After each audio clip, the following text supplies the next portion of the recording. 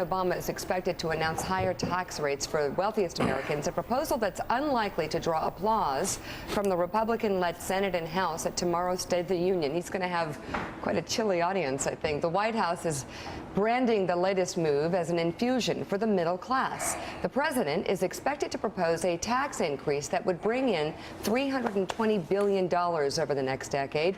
He will call for raising the capital gains tax and eliminating brakes on inheritance. The plan also adds new fees for the biggest financial institutions. The capital gains tax has already gone up once on top earners under President Obama after Bush-era tax breaks were allowed to expire. Most of the money raised from the taxes and fees goes to tax credits for middle-class families with two earners and triples the child tax credit. But already, top Republicans are panning the plan. This is a 20th century outdated model the president is following. The notion, first of all, that in order for some people to do better, someone has to do worse is just not true. Raising taxes on people that are successful is not going to make people that are struggling more successful. On the eve of President Obama's address, a new NBC News Wall Street Journal poll examines the public's perspective on all this. When presented with a list of options, 40% say the word divided best sums up the state of the nation. It was followed by the words recovering, troubled, and deteriorating. Overall, 38% chose positive descriptions, while 48% chose negative ones. There is plenty of blame to go around. 45% believe President Obama has been too stubborn with Republicans in Congress, while 30% feel he has struck the right balance. Even more, Americans, 55% believe it is the GOP which is too stubborn. Only 15% believe Republicans struck the right balance between stubbornness and compromise. So let's go around the table. David, Ignatius, I'll start with you. What do you think the president's strategy is here? How much does this tax proposal have to do with legacy, especially given the state of where the nation is in terms of how they feel about Washington?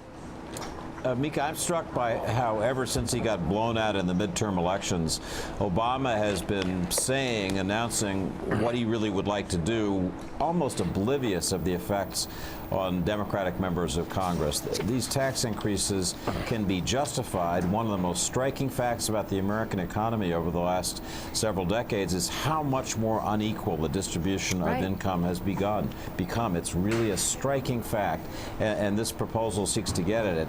But it will be very unpopular with Democrats as well as Republicans. In the same way as the president's immigration unilateral moves, it's a statement. I'm in this remaining 2 years. I'm going to announce policies I believe are right, and I almost don't care what you think about it. And that's my take. Matt Lewis, you hear Republicans like Mitt Romney focusing in on the concept of poverty and disparity. What other options are there? Well, I think this is actually a shrewd move because it's not going to go anywhere, of course, in Congress. And I think the old days where if a Democrat used to just raise the idea of raising taxes, then everybody assumed that taxes were going to go up for everybody across the board. I think it's a little more nuanced now.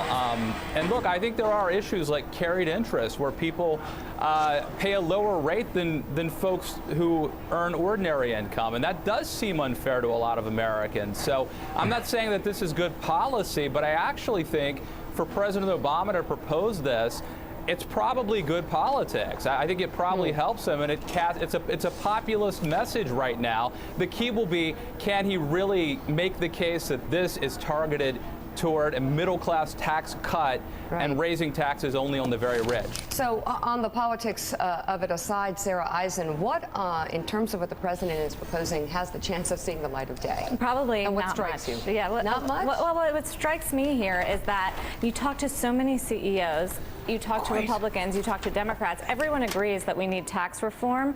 The question is the president sort of killing this by making the rhetoric about taxing the wealthy and going after the wealthy? Because everybody agrees that there's so much within the tax system that is broken and that could really help our economy and help the middle class, which is the point of this entire legislation that he's proposing.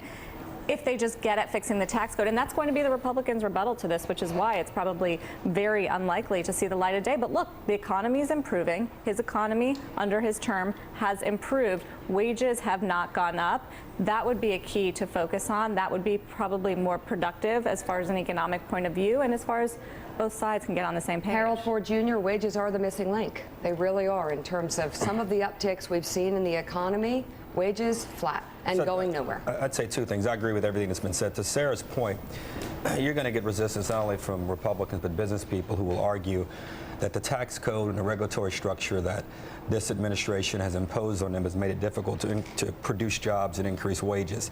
Two, if you're going to raise taxes, why not raise what Matt said, the carried interest rate, which I believe is probably one of the more unfair aspects of the code, where people who have investment income, oftentimes not their own money, are enjoying a tax break that regular hardworking income-earning Americans don't receive. For some reason, for 6 years, or 5 or 6 years now, the president has not proposed, and I think it's a travesty in many ways. And finally, raising the minimum wage is an important thing to do, but in the long term, you're not going to increase middle-class wages by just taking from one group and thinking you're going to distribute it to another group. In fact, there was an article in the Washington Post over the weekend that said that for the first time in almost 60 years, more than half of American children in our public schools from pre-K to 12th grade are living below the poverty level. If the president were to craft a plan and said we're going to try to find ways in which to feed kids and ensure that there's hygiene for kids in K through 12, I think you'd find a majority of Americans who earn over a certain amount saying, I want to give a little bit more. But I think that kind of the ambivalent or ambiguity of the president's plan not only is going to cause Republicans to say no, I think you're going to get pushback from the community you want to raise wages, which is the business community. Right. Well, and so Mark Halperin, big picture, pull back at 20,000 feet. Is this good politics? He's going to have this is going to be a very tough audience. I think it's like the first president since 1939 in his 7th year to have an opposition in the audience. I hope that the White House doesn't mock what I'm about to say for being too idealistic, but I think this is properly explained great politics. I bet you everything the president proposed tests 70-30 or better in terms of the public opinion about it. And I think the moment will come, possibly, where the president, he's not going to get this entire thing passed, but he could make a deal with Republicans to get 65% or so of what he's proposing and give them something in return. And there would be tax reform, and it would tax wealthier Americans. They need to explain this well. Right. What he's proposing is to make the wealthiest corporations and individuals pay a little bit more in order to expand the child tax credit and college opportunity. I think that's something Republicans could potentially be on board for, but not an increase in the capital gains. There's no way they'll pass that. Dorian, what do you think in terms of missed opportunities? I'm thinking of the minimum wage and some other key issues that it just seems like it should be done by now. Well, this is really, really a bold effort by the president, especially after getting, the losses in the midterm elections. You wouldn't expect this kind of proposal from the president in the State of the Union. I think this is a twofer. I think, one, it benefits him in terms of setting the terms of the debate. As Mark just said, public opinion around the range of these proposals, especially the tax on banks, will be off the charts. So he'll have a lot of support from the American public on that. But secondly, this sets up Hillary Clinton very well for a run in 2016, because if he makes the argument to go back to the capital gains tax of the Clinton 90s, who is going to argue against that? Remember the Clinton economy of the 90s versus when we cut the capital gains tax in 2001, 2003. I think this is actually a great setup for Hillary Clinton in terms of running for president as well as good policy.